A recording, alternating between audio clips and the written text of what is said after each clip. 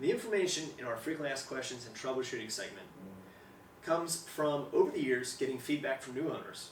And as they have been on their own trying to become familiarized with their vehicle and user features with their vehicle, either coming back to the dealership and asking in person, or calling and communicating with our service department or with their sales advisor, and just trying to better understand their new vehicle. Our hope here, by grouping this information together and presenting it, will be useful and informative for you as you are going through and becoming more familiarized and more acclimated to your new vehicle.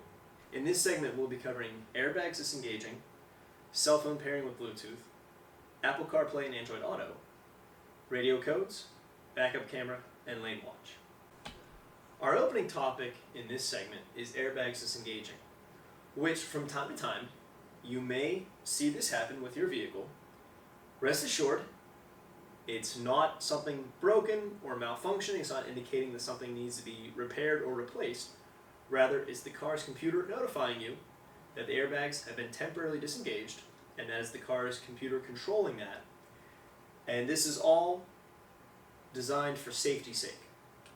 Up in the front passenger seat, there are sensors embedded in the cushion. Those sensors are detecting for weight, and the threshold is 65 pounds. If there would be weight on the seat, but not enough to surpass the threshold of 65 pounds, the sensors kick in, they relay to the car's computer recognizes, and then puts a notification message up for the driver, which will look something like this. It will say airbag disengaged for the front passenger seat. Now, why is this? Again, for safety's sake, the car's computer is thinking that there is a lighter weight passenger riding up in the front seat. The lighter weight passenger, it's assuming, is of a shorter stature, and so it's inferring that there is a child riding in the front passenger seat. The shorter height of the passenger and the angle of the airbag, if it were to suddenly deploy, could actually cause more harm than prevent injury to that passenger. So the car's computer is programmed to work around this by temporarily turning off the airbag. Why we mention it here in our workshop is because you, as a driver, might experience from time to time this happening when you have a box or a purse or a backpack, just some object, groceries, up on the front seat. It's putting weight on the sensors. The sensors are then triggering, they're relaying to the car's computer.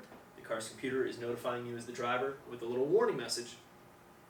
But again, rest assured, it's not indicating something is broken or malfunctioning. And as soon as you take that object away, whatever it might be, the purse, the backpack, grocery bags, and so on, as soon as you take that object away, the sensors recognize that, they relay to the car's computer, that notification message clears out, and the airbags are back to being operational as normal. Similarly, there are sensors that are embedded in the passenger door frames. So for each of the passenger seats, there are sensors that are detecting for a seated passenger who might be leaning a little bit over too far as they're seated into the pathway of those drop-down airbags from deploying. When that occurs, again, the sensors will activate. They'll relay to the car's computer. The car's computer will then give you a notification message as the driver, indicating that the side airbags have been temporarily turned off.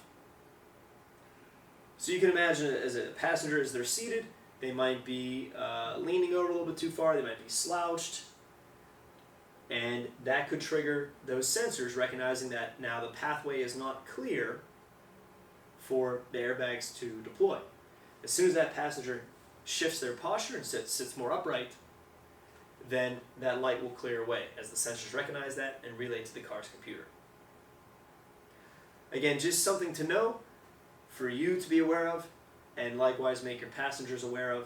If you're ever seeing these notification lights come on, it is the car's computer responding as it's programmed to. Our next topic in this segment is cell phone pairing with Bluetooth, which has become a very popular user feature since it became standard with Honda vehicles in the 2013 model year. So gone are the days of having to be inconvenienced with having to pull over and park and make a call. Or likewise, try to drive along and have a cell phone while you're operating the vehicle.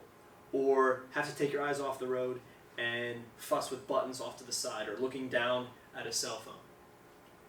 Things are streamlined. Things are made definitely for the convenience factor, but then also for the safety aspects as well. So when you pair up your cell phone wirelessly with the car's computer through the Bluetooth technology, you'll be seeing data come over from your cell phone and displayed on the screen inside the cabin. What we'll show is your contact list from your cell phone. So all of your contacts in alphabetical order, as you're used to seeing them from your cell phone screen. The call history, recently received calls, dialed calls, missed calls, that you would see from your cell phone screen will be shown over on the dashboard screen inside the cabin. And then also, by connecting through Bluetooth, you'll be able to play music through the vehicle's sound system that you either have saved as files on your cell phone, or if you're streaming through an app, and you can play through as your audio source. Hands-free communication through the built-in audio system. There is a little microphone that's embedded in the ceiling of your vehicle, and it's angled down at the driver's side seat. And then on the steering wheel are the shortcut buttons, the quick access buttons, so that while you're driving along, you can receive an incoming call, answer that call and have the conversation, or likewise, while you're driving along, you can place an outgoing call and still continue to safely operate the vehicle, keeping your focus and attention on the road and not being distracted by having to reach for a cell phone or having to reach to press buttons off to the side. Everything is streamlined, again, here to the steering wheel, and then giving voice commands, which the microphone will recognize. The top button that is on the steering wheel, the icon looks like the phone coming off of the hook, the phone coming off the receiver. So that would be answering an incoming call. While you're driving along, you'll be prompted, you'll be notified when there's an incoming call. Click on that button to accept the incoming call and then begin the conversation. The middle button, the icon looks like now a phone back on the hook, back on the receiver. That would be for either ending a call, you're in a conversation, you get to the end of that chat with that person on the other end, and you want to end the call, or while you're driving along and you're notified that there's an incoming call and you want to decline, you don't want to accept the incoming call. And the third button looks like a little talking mouth icon, little talking mouth. That's the voice command button. So again, while you're driving along, you might think, oh, I need to call so-and-so. Click on that button. The onboard assistant, I call her the little voiceover lady. She'll come on. She'll ask you what you want to do, and she will read out loud and walk you through all of the steps, all of the prompts on the screen. And you'll just give audible responses to each of those prompts. Most often, you'll rely on the voice command button for when you want to call someone from your contact list, especially your speed dial list, and then individuals that you have already saved a voice tag. A few helpful hints to go along with this topic. You still need to have the cell phone present in the vehicle. Everything still goes out through and comes in through your cell phone. You're just hearing it projected through the vehicle's sound system. So you have to have the vehicle, the cell phone present in the vehicle. The cell phone has to be turned on. The Bluetooth has to be enabled. But once you turn on the vehicle and the two devices connect and recognize each other, they pair up, the cell phone and the car's computer, you can pretty much just set the cell phone down off to the side for the rest of that trip, the duration that you're in your vehicle. And I've noticed on a number of our vehicles that there's a little indented tray area in the console that you can just set the cell phone down. You won't need to refer back to it. You can put it back in your pocket, put it back in your purse, or just set it down in the console there. You won't need to constantly be accessing the cell phone while you're driving around once the cell phone is paired up. Second helpful hint: if you would be sharing a vehicle among multiple drivers, each driver can save a profile for their cell phone to the car's computer, but only one cell phone can be actively paired at a single given time.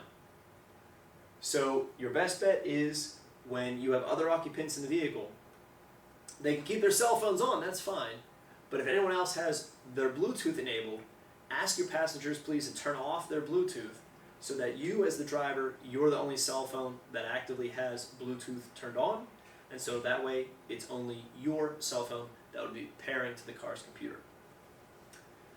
And one more helpful hint to go along with this topic. If you come to find you really like this feature and you're getting a lot of use out of it, that's great, that's awesome. But in terms of conserving the battery life and going a little bit longer in between having to recharge your cell phone, if the times that you're in your vehicle are really the only times that you would be using the Bluetooth feature on your cell phone, we recommend the rest of the time when you're away from your vehicle.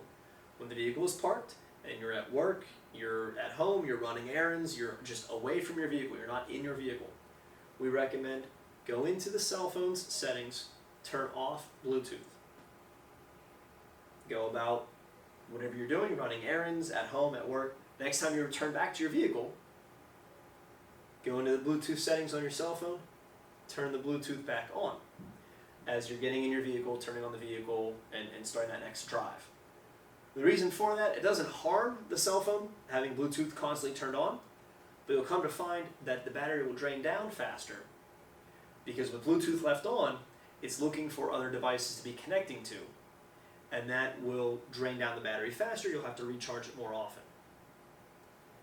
So again, a little workaround here in terms of trying to stretch out your battery life and getting a little bit longer in between having to recharge your cell phone.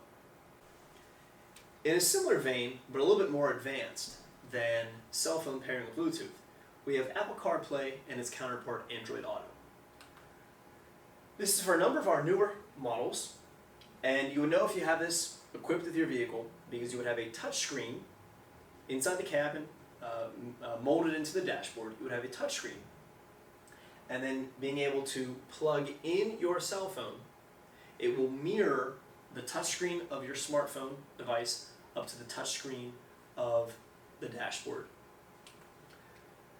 When your cell phone is plugged in and Apple CarPlay is enabled, this will supersede Bluetooth functions and give you a larger range of access to all of the different pre-installed apps that came with your iPhone, as well as additional third-party apps that are compatible. So an example would be using Google Maps for turn-by-turn directions in place of just Apple Maps, or a very common app, a very popular app, using Waze for turn-by-turn directions that will route you around congestion and road construction and traffic areas and so forth. You can have your cell phone plugged in with the screen displaying the map and the turn-by-turn directions, and you'll hear those turn-by-turn commands come through the sound system. This is compatible with iPhone 5 and newer generations of iPhones. And to have this Apple CarPlay activate, you just plug in your cell phone into the car's computer by way of the USB port using the USB cord that came with your cell phone. Or if you're using an aftermarket cord, just make sure it's a data link cord so it's able to plug into and make that data connection to the car's computer. You don't want to have just a charging cord. You want to make sure that it is a cord that can also be a data link. For folks that don't have Apple products, but instead would have another cell phone manufacturer, such as Samsung, LG, Motorola, for these brands of cell phones, you would then be using the counterpart to Apple CarPlay, Android Auto. Very similar functionality, Very, very comparable features, only Android Auto is using Google's operating system. But again, plugging in, making that connection to the car's computer through the USB port with the data link cord, and then it'll display on the screen. It will show you then access to your apps, just as you're used to seeing on your cell phone screen, the smartphone screen, being able to access those apps on the touchscreen inside the vehicle. Just a brief mention for this next topic, radio codes. Something that you won't have to really worry about most likely anytime soon with your new vehicle and its new car battery.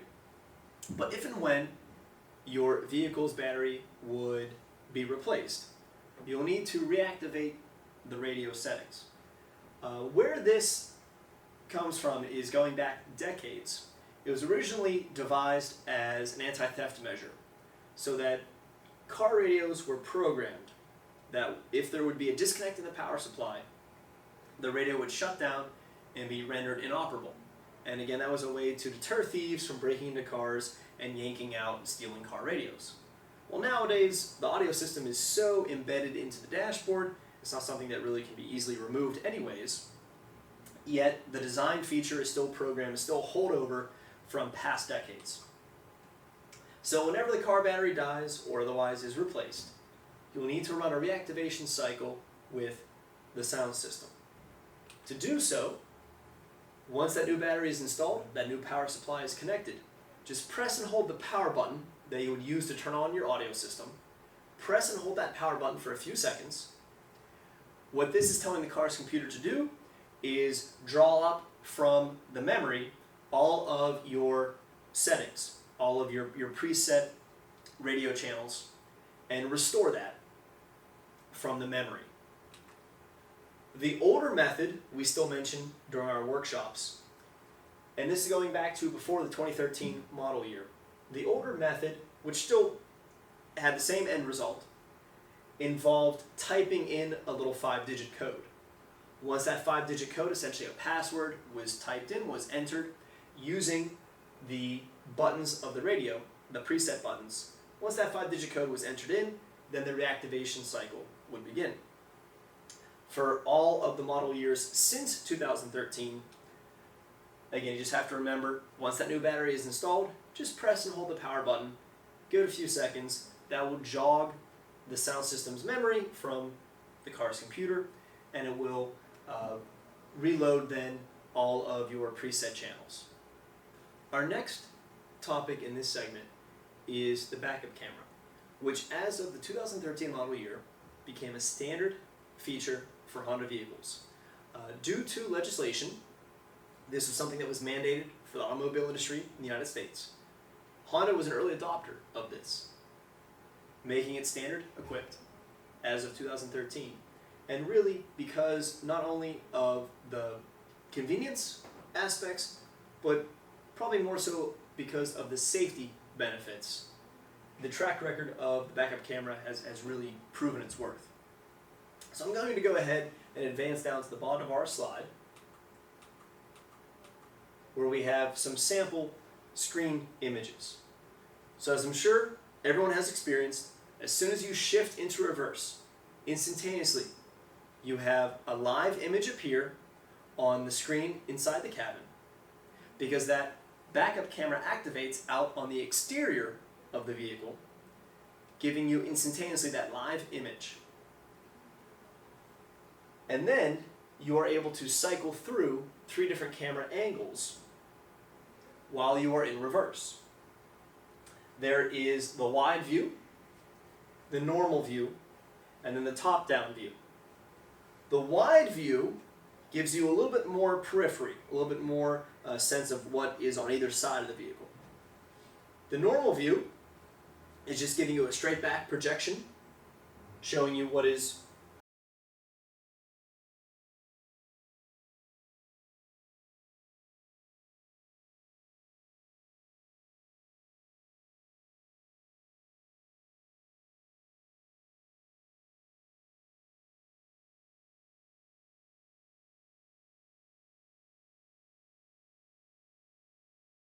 a particular situation.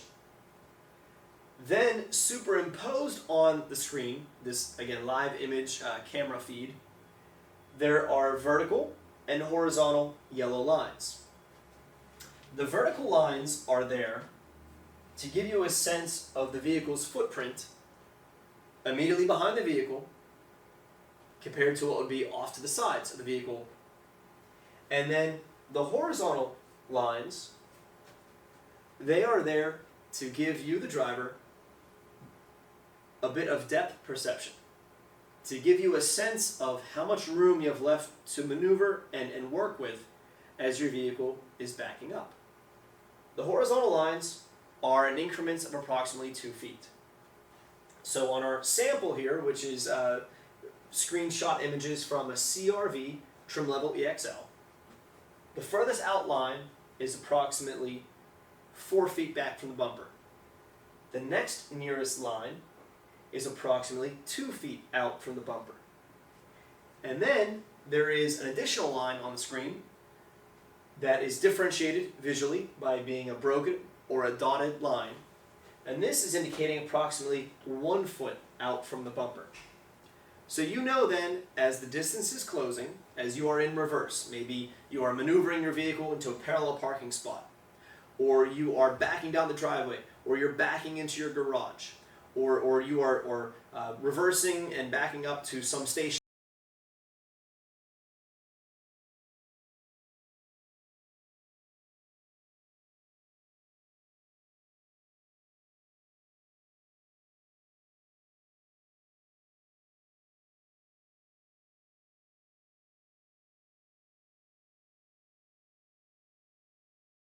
Certainly, this feature, if it's something that you did not previously have on another vehicle, your previous vehicle, so it takes a little bit of getting used to. We still always encourage and recommend, don't forget your good driver habits. Still turn your neck and look. Still use the mirrors, the backup mirrors. But the camera is one more asset, it's a piece of technology there to benefit you further. But it's not to be a replacement for your good driver skills, turning and looking, and then using the mirrors. Something else you may have noticed, depending on your model and trim level, is that when you are in reverse and the backup camera has activated, and so the screen comes alive with the image here, that when you turn the steering wheel, that these lines go from being yellow and rigid, changing color to amber or orange, and then curling. They will bend on the screen as you are turning the steering wheel. That's indicating that the front tires are changing angles. So you know that when the yellow lines are showing through, the tires are in alignment, they're straight ahead, and then as you turn the steering wheel and those front tires are pitching, they're changing angle.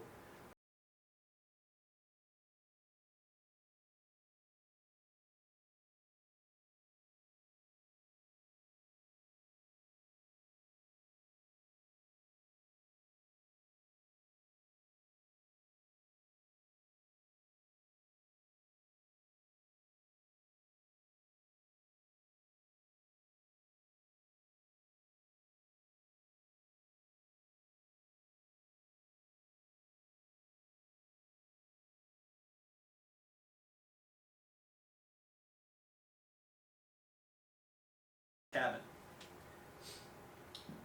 Often we'll have new owners that will be concerned about the blurry or the fuzzy image, typically in the wintertime, because of the spray coming up from the road, the grit, the grime, that salt that comes up from the road. But it's not just in the wintertime, it could be any time of the year whenever there is some sort of debris that is accumulating out on the exterior of the vehicle. Dust, dirt, mud, what have you. Very easy, simple fix. If you start to notice when you shift into reverse that your screen image is looking a little bit blurry, a little bit fuzzy, simple, easy solution. Go out to the back of the vehicle, locate where that camera is. Typically it will be where you would have the hand grasp to either lift up the trunk or lift up the back door to get into the cargo area. Typically, the camera will be near to the license plate. Spot where that camera is located, and just give it one of these. Right? Just wipe it off. Or maybe Windex and a paper towel, damp cloth, what have you, little paper towel, wipe off, and that should restore the clear image resolution that you're used to. Now we'll segue into our next segment, dealing with mechanical features. Whereas our first segment dealt a lot with user features and user interface with the different components of the vehicle. This next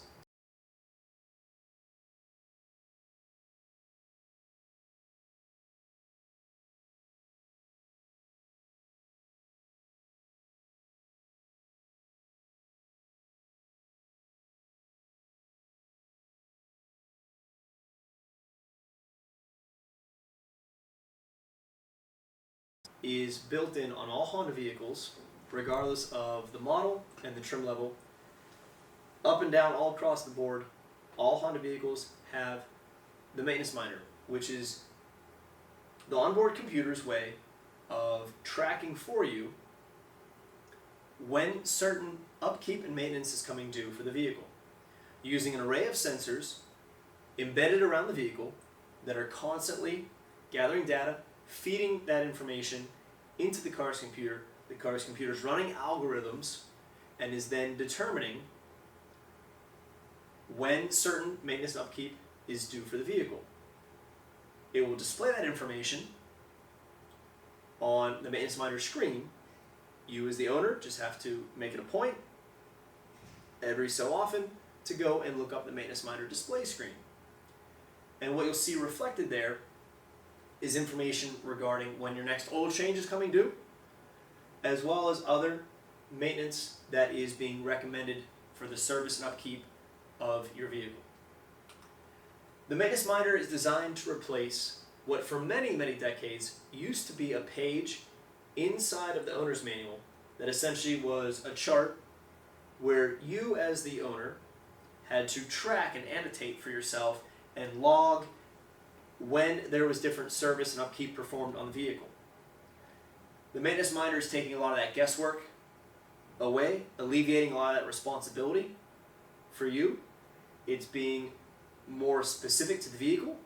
It's being more exact and reliable, again, by doing this with sensors and the car's computer calculating and determining things such as when the oil change is coming due and when other factory recommended service and upkeep is also coming due. And we'll go into some examples of that on the next slide. And understand that when it comes to the engine oil life determination, the car's computer is basing that calculation on the total number of engine revolutions. So over time, through the actual usage of the engine, as that oil is circulating through the system, how that engine oil is wearing down over time, the maintenance minder is monitoring for that, again determining that by running algorithms. It's not just basing when an oil change is coming due on the amount of time that goes by since the last oil change or the number of miles driven since the last oil change. It's actually being a little bit more specific to the engine usage and how that affects the engine oil deterioration. And we'll elaborate on that as we go into the next slide. When it comes to your engine oil life remaining, looking up the maintenance minder display screen, this will give you indication then reflected as a percentage. So here's where there's a little bit of variation across our models. For my Civic, I have a little side screen. From the steering wheel, there's a side screen. I go through a couple menus. I get to the maintenance minder display screen.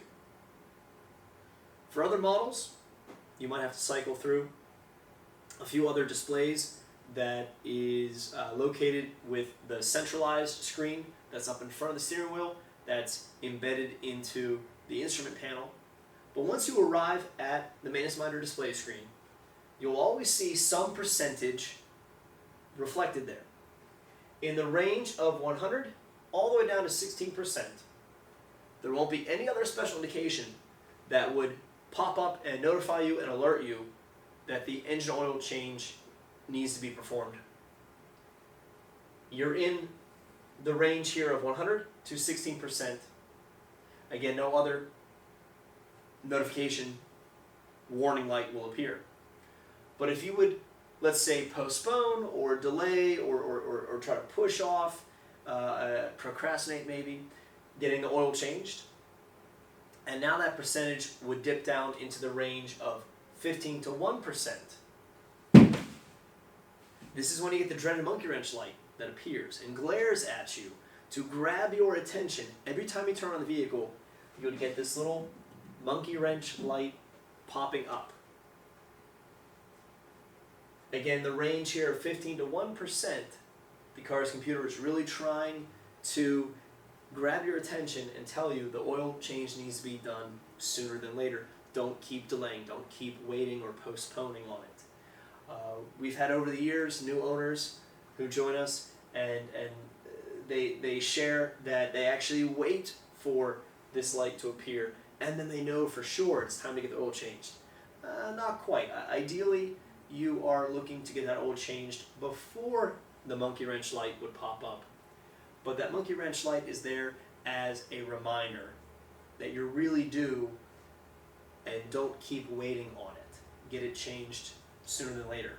Believe it or not, it is possible. I've not experienced this firsthand, but believe it or not, as it's been told to me by our service advisors, it is possible to get this percentage down past the single digits and into the negative percentages.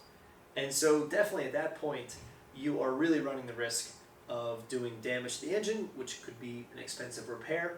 So I go with a safe range, and again, just speaking from personal experience as a fellow Honda vehicle owner, I go with the range of 30 to 20%. I feel that's a comfortable cutoff for me.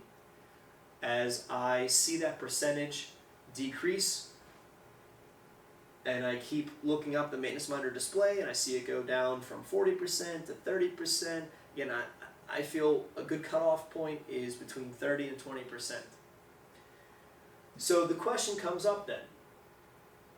Sometimes new owners are left wondering, well, do I go with the old industry standard, every 3 months, 3,000 miles, or do I rely now on this new technology, the maintenance minder, for indication of when my oil change is coming due?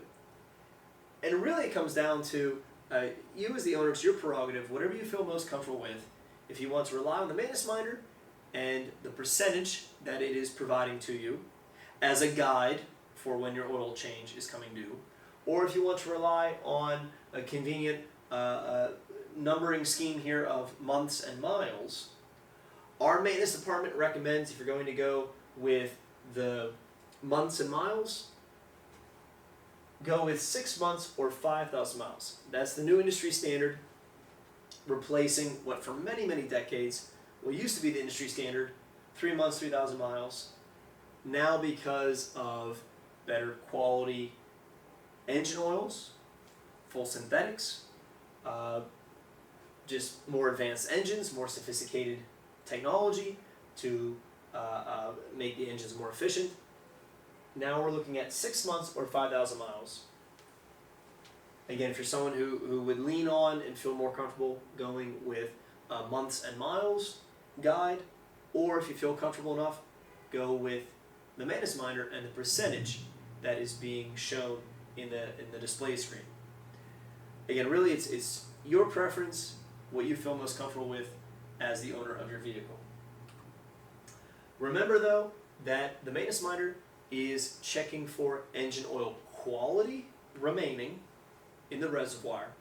It's not monitoring for engine oil quantity. So you still have to go and periodically check with the dipstick, manually check or have someone check for you to ensure that you have a sufficient amount of oil in the reservoir.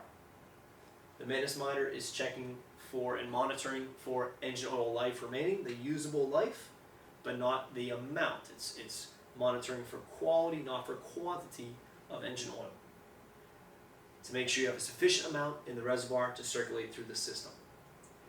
And a little message here for anyone who might classify themselves as a low mileage driver. So if you're thinking while watching this video, wow, months and thousands of miles and percentages, and how does it really relate to me? If you classify as a low mileage driver, you're someone who doesn't put a lot of miles on in a given span of weeks, a given span of months, maybe you just have a very short commute. Maybe you're someone who spends spans of the year out of town, the vehicle is sitting parked.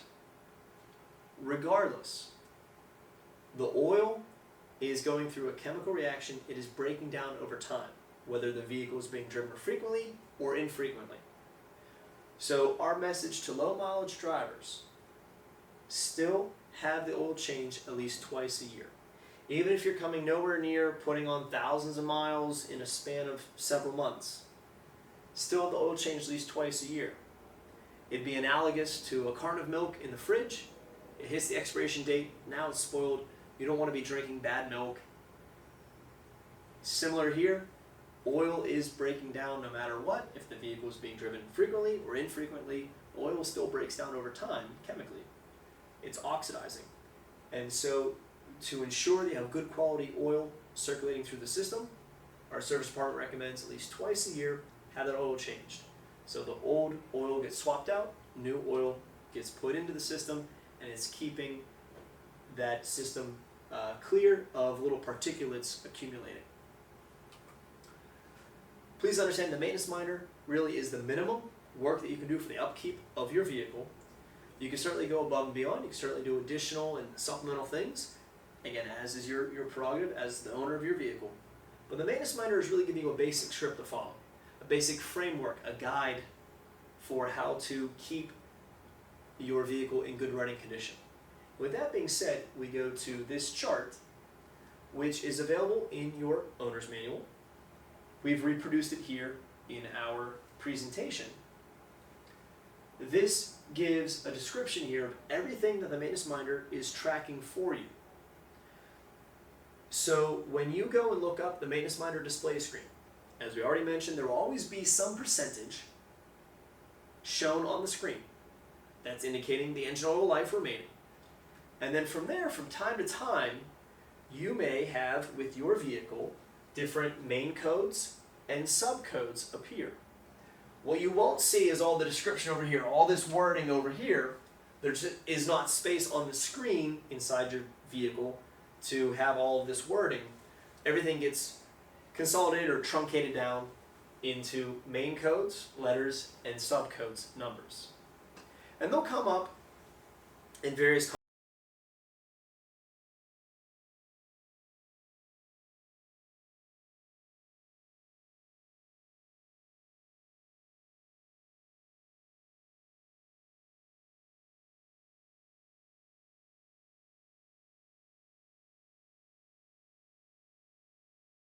things inspected and checked, and then also the suggestion of the tires being rotated.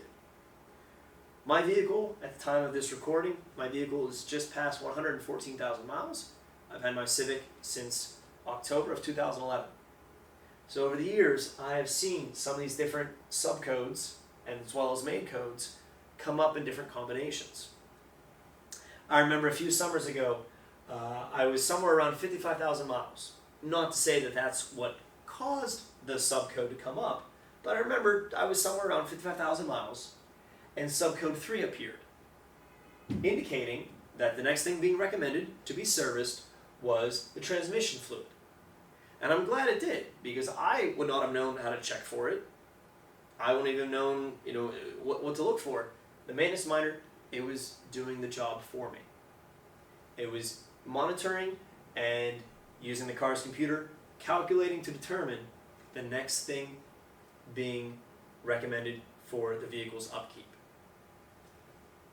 So again, you just have to take the time, make it a point every so often, maybe once a week, maybe every couple weeks, go and check the maintenance monitor display screen and look and see what is the next thing being recommended, along with then indication of when your oil change would be coming due. In the 12 years now that I've had my vehicle, some of these subcodes I've not seen come up, others I've seen come up more frequently. Again, this is where the maintenance monitor really is being individualized and subjective to your vehicle, giving indication for your vehicle when different maintenance and upkeep is coming due. And then from there, you just have to make it a point to schedule your service appointment accordingly, so that you are getting these different recommendations addressed and taken care of. That way your vehicle is staying in good running order. Our next mechanical feature is the tire pressure monitoring system. This is an electronic means of tracking your vehicle's tires, making sure that they are remaining properly inflated. And if there be a significant and sudden drop in pressure, the system will trigger and notify you as the driver, indicating that one or more tires are losing air pressure. Most of the vehicles that leave our dealership are equipped with tires that are recommended for 32 pounds per square inch, 32 psi. And that's pretty commonplace for the automobile industry. If you're driving around and all of a sudden, unfortunately, something from the road kicks up, maybe a nail or a screw, puncturing one of the tires and now compromising the structural integrity of one or more tires, and there would be a drop in pressure by 6 psi, you'll get a notification light that comes up. This is the icon here. Looks like a little tire with an exclamation point to alert you, to notify you that something is wrong with one or more tires. And if that were ever to occur while you're driving along, all of a sudden this notification icon pops up. Please pull over, park safely, do not continue driving along, step out from the vehicle, walk around, do a visual inspection, and again, see if you can spot and locate, identify where some piece of road debris has impacted one or more of the tires. As compared to decades ago, before a system like this existed, that same driving scenario, you're going along, something kicks up from the road.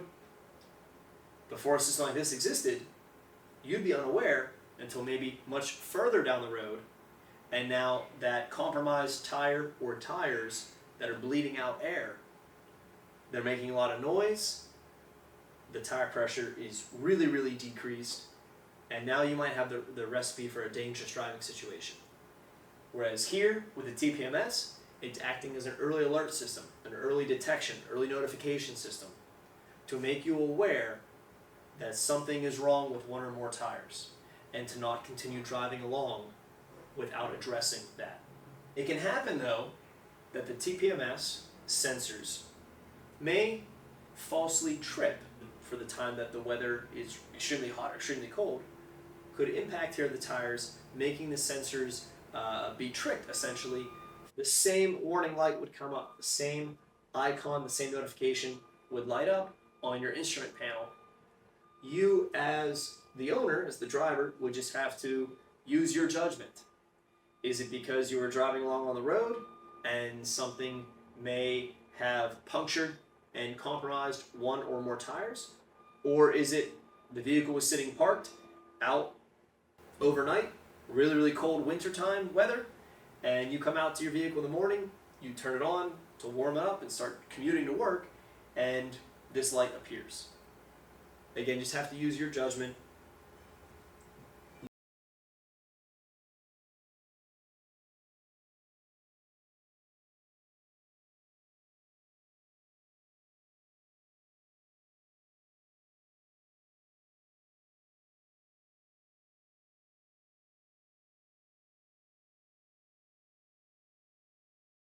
PSI for the tires that came equipped with your vehicle.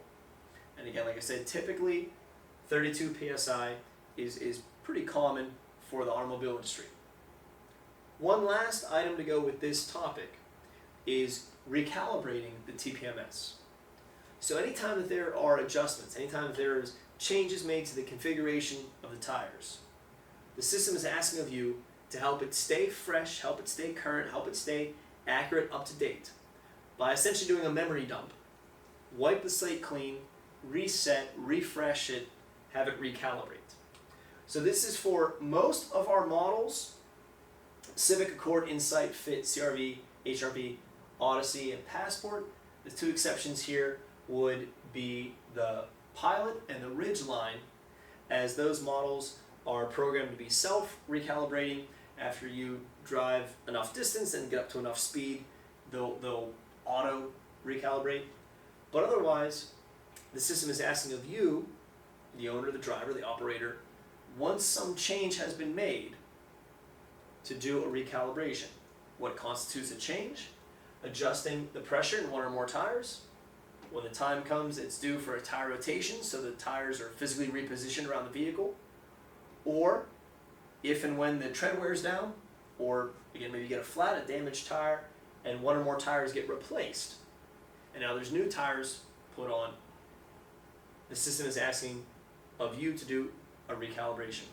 Now, if it's something that you have done here at our service department, if it's work that you have performed here, the technician will take care of this for you. As they're going through their checklist at their workstation, they will run the recalibration for you. But otherwise, just know that you can perform this on your own, away from the dealership. And to do so, you would go into the settings menu from the home screen inside your vehicle's cabin. As you're going through the dashboard screen, go from the home screen, choose settings, and then in the sub menu, you'll select vehicle. And it will be the very first item right at the very top. It'll be listed right at the very top, TPMS calibration. So you can select that, and that will initiate the TPMS calibration cycle. Our next mechanical feature is the Vehicle Stability Assist, the VSA. This is Honda's version of traction control. And this is something that is monitored and controlled by the car's computer. This will spring into action when the car's computer deems it necessary. Otherwise, it's just in the background in standby mode. It is always on, but monitoring in the background, and then when necessary will engage, will spring into action. You'll know when this has occurred because you'll see flashing up on the instrument panel in front of the steering wheel where you have your gauges. You'll see this little notification light. This icon will flash up briefly. It will only stay lit for the duration that the VSA is engaged, and then it will turn off once you are past that stretch of road. The car's computer will turn off just as quickly as it turned it on. This is designed to minimize and reduce as much as possible oversteers and understeer situations when driving through slippery conditions. When there is a lack of traction on a road surface, this Vehicle Stability Assist is designed to help keep the vehicle moving along safely on the road with a straight ahead path of travel, as compared to an oversteer or an understeer situation where there would be some uncontrolled and potentially unsafe movement of the vehicle on the road. Here would be an example. If you've ever experienced in southwestern PA in the wintertime, you're driving along, all of a sudden you hit a patch of ice and snow, and the vehicle starts to fishtail. It has that side-to-side, jerking, swerving, sort of out-of-control movement on the road. This system is designed to counteract that and minimize that as much as possible. What's happening mechanically is the car's computer recognizes in real time that there is some sort of lack of traction, there is some slippage in the rotation of the tires on the road because of the road surface conditions. The VSA springs into action. It wants to counterbalance, it wants to compensate for the tire or tires that are slipping. If you have two-wheel drive or four-wheel drive, it wants to redirect power through the transmission to help the other tire or tires stabilize the vehicle. Again, keep it from having an uncontrolled and loose movement on the road, have it be continuing along its intended path of travel safely. So situations where the VSA might engage. Again, this is controlled by the car's computer. It will engage on its own when needed, and then likewise turn back off once it's no longer needed. It comes down to road surface conditions. So springtime, summertime, into the autumn, rain slicked roads. Heavy rains, could be a film of water on the roads, hydroplaning conditions, and your vehicle is traveling along, you hit that film of water, there could be an over-rotation and overspin in the tires, that could cause the VSA to engage. Wintertime, icy, snowy roads. Again, lack of traction could cause the VSA to engage. And pretty much any time of the year, regardless of season, but when you are away from hard surface pavement and you're in off-road conditions, so a dirt road, a gravel road, again, loose traction. When you're maybe in a grass field, could be a little bit muddy, a little bit slick, a little bit slippery. The VSA could engage to help then the vehicle compensate for that lack of traction. As we mentioned, the VSA is something that is always on in the background. It's controlled by the car's computer. It will engage when deemed necessary. It's one of those things for you as the driver, sort of out of sight, out of mind. You don't really have to worry too much about it. But there may be some situations where you as the driver elect to turn off the VSA temporarily. Very specific, very select driving situations. First the how and then the why. To disengage the VSA. In other words, you're telling the car's computer to ignore. You are overriding the car's computer and temporarily turning off the VSA. From the steering wheel, there is a little grouping of buttons down to the left side of the steering wheel. In that grouping, in that bank of buttons, there'll be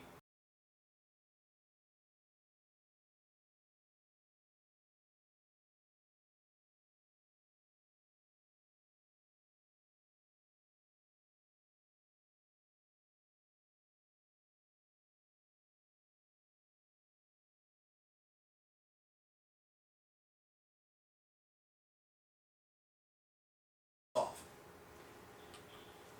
When to disengage. So that's the how, now the why.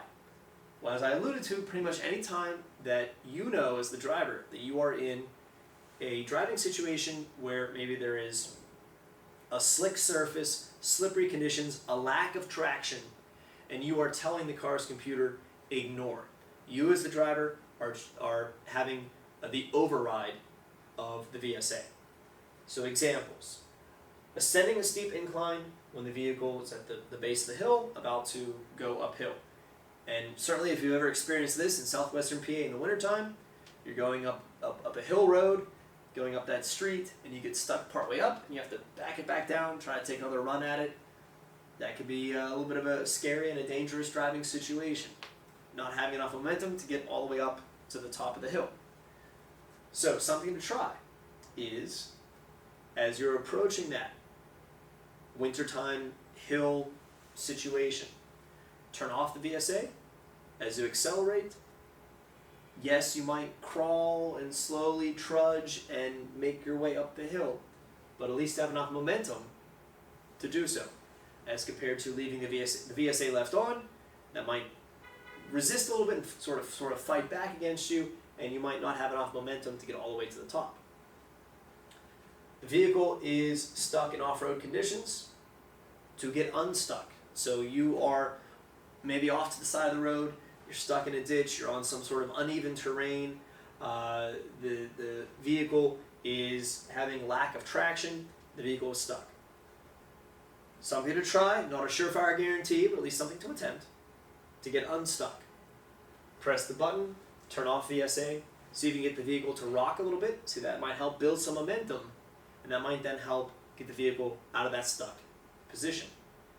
Similarly, in the wintertime, with tires spinning in the snow, you're stuck in deep enough ice and snow, you're gunning the gas pedal, the tires are just spinning, but the vehicle's staying in place, the vehicle's not getting anywhere. Something to try, not a surefire guarantee, but at least something to try. Press the button, turn off VSA. Again, see if you can get the vehicle to rock a little bit, build some momentum. That might help that vehicle get unstuck and continue along on its way. With the stuck in off-road or the stuck in snow situations, leaving the VSA on and you're gunning the gas pedal, the car's computer is going haywire, trying to redistribute that power through transmission with tires spinning and not having traction. So again, something to try, not a surefire guarantee, but at least something to try if the vehicle would be stuck. Honda recommends not constantly driving around with the VSA turned off. Again, it is something that is designed to be on in the background, monitoring, and with the car's computer controlling this, engaging when necessary. If you would ever press the button to turn off the VSA and forget to go back and press the button again to make the light clear away, don't worry. When you turn your vehicle off, the next time you turn it on, it resets itself. Its default or base setting is to always revert back to being on in the background in standby mode with the car's computer controlling. As we close out the mechanical features segment, we want to discuss fuel efficiency, how to get the best miles per gallon average, how to really get the most bang for your buck out of your gas tank. And to start into this topic, we take a glance at all of the different instrument panels across all different models. So every few years, Honda will do a little bit of a facelift. They'll update the interiors of various models. And so from time to time, these instrument panels get redesigned. But you may have noticed while driving around, glancing down at your instrument panel where you have your gauges in front of the steering wheel, you may have noticed different shades of green light that will show through, whether they're in little strips or little bars, or they're sort of wrapped around the gauges. You may have noticed this while driving around, this sort of light display of different shades of green. And you may have wondered, well, what is that? Is it decorative? Is it serving a purpose? Can I turn it off? Is it something I can change? Would I rather like to have blues or reds or some other color? That is the Eco Assist. It is a built-in mechanical system that is reflecting to you in real time based on the color coding of different shades of green when you are driving more efficiently versus when you're driving less efficiently using ambient light. So it does serve a purpose. It's not just there for decoration. Sorry, it's not something you can turn off either. It's always going to be on. Again, constantly changing from shades of green to lighter and darker shades of green. And it's not something that you can change to reds or blues or yellows or orange. It's always just going to be different shades of green. When you have the green showing through, that's when you are driving more efficiently. Again, for our different models, it could be little bars, little slits, it could be little parentheses, it could be larger crescents, depending on the models, the various instrument panels across our models. And when there is the absence of green, when the white light is showing through, that's indicating that you are driving with less fuel efficiency. So this Eco Assist, again, as a mechanical feature, is a built-in component here, trying to maybe make you as the driver a little bit more aware, a little bit more self-aware, a little bit more self-conscious of your driving style, your driving habits, and give you some indication of when you're driving more efficiently versus less efficiently. And the real cue, the real indication here of when you are driving most efficiently is when you have the really dark, vibrant emerald green. That shade of green showing through indicates your best fuel efficiency. From Eco Assist, we then go to ECON Mode. This is something that you can choose to turn on and off, This is a mechanical feature that you as the driver would choose to have it be on or off, and you'll know when it's on because you'll have a little green leaf light that will appear in your instrument panel, embedded within the gauges up in front of the steering wheel. When ECON mode is engaged, you as the driver are telling the car's computer to run the engine in an alternate mode. What's happening mechanically is that the car's computer is rationing or governing the fuel consumption of the engine. And when the ECON mode is engaged, there is about a 10% higher boost in your miles per gallon average. ECON mode, again, is designed to increase the fuel efficiency by running the engine in an alternate mode that's prioritizing the fuel consumption, rationing and governing that fuel consumption. Also, there are quicker shifts in transmission to reduce the revolutions per minute when ECON mode is engaged. But with the benefits, there are some drawbacks. There are some compromises when ECON mode is engaged. Starting with a little bit of a reduction in the intensity of the air output from the vents when ECON mode is turned on and the air conditioner is also engaged. We'll talk about why that is and how to work around it on the next slide. Also, because less fuel is being injected as rapidly into the engine, there is a bit of a reduction in the engine power as a result. And if you know what to hear for and maybe feel for, you can detect it, you can notice it. But I hope that a slightly decreased acceleration is not a deal breaker for you. I hope that's not something that would dissuade you from wanting to use this remarkable feature, which is, again, designed to help boost your fuel efficiency and get you better miles per gallon. If you would ever be in a driving situation where you had ECON mode engaged and you needed a full burst of engine power, as if ECON mode were off, performing a full throttle acceleration, so flooring the gas pedal, for the duration that you have the gas pedal all the way down, the car's computer will recognize that, it will temporarily bump you out of ECON mode, and it will give that full engine power burst.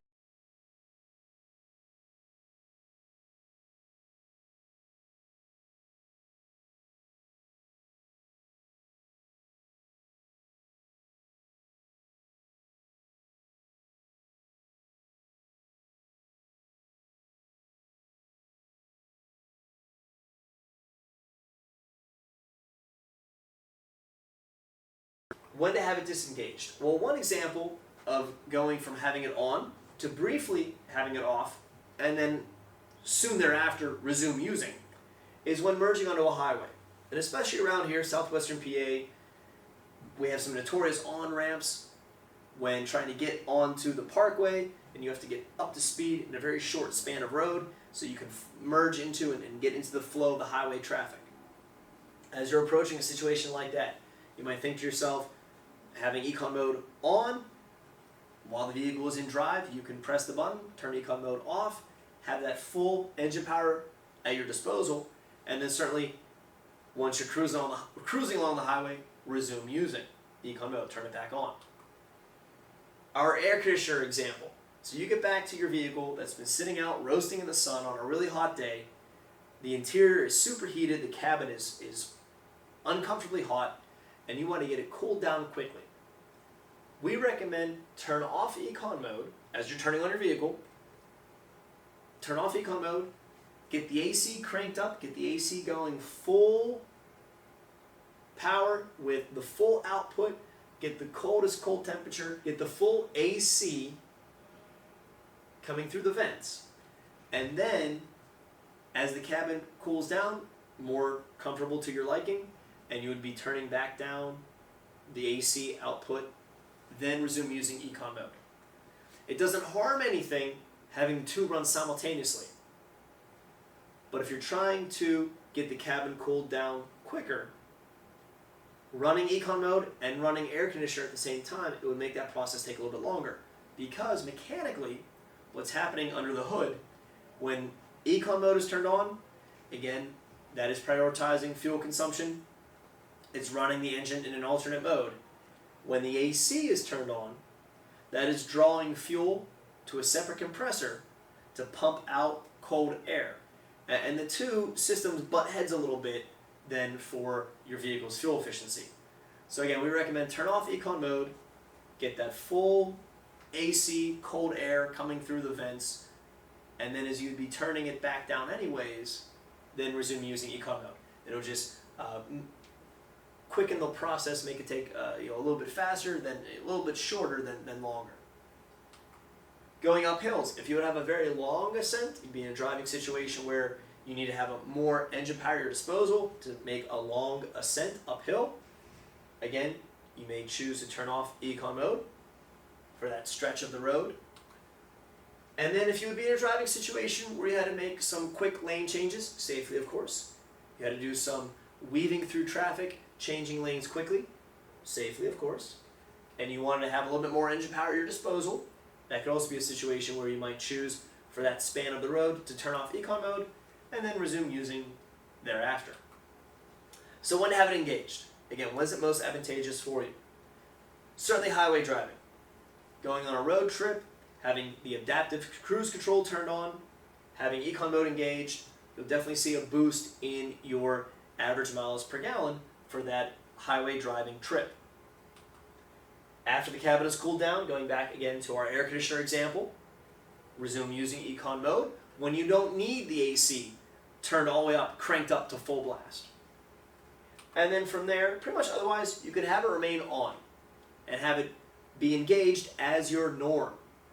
Sometimes new owners think that ECON mode is only exclusive for highway driving, that it should not be used when driving locally, city, suburbs.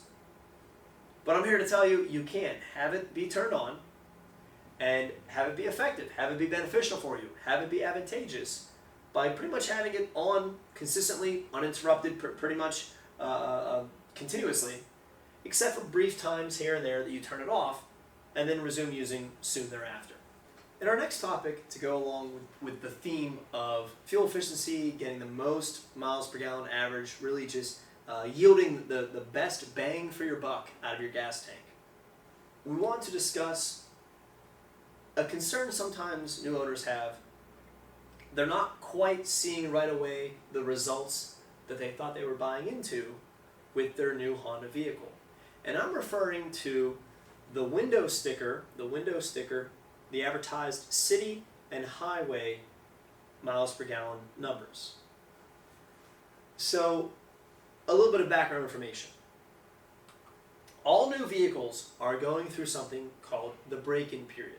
A new vehicle with a new engine, it takes time for that brand new, fresh piece of machinery that just rolled off the assembly line to get broken in a little bit. Again, the break-in period. This is common across the entire automobile industry. It's universal.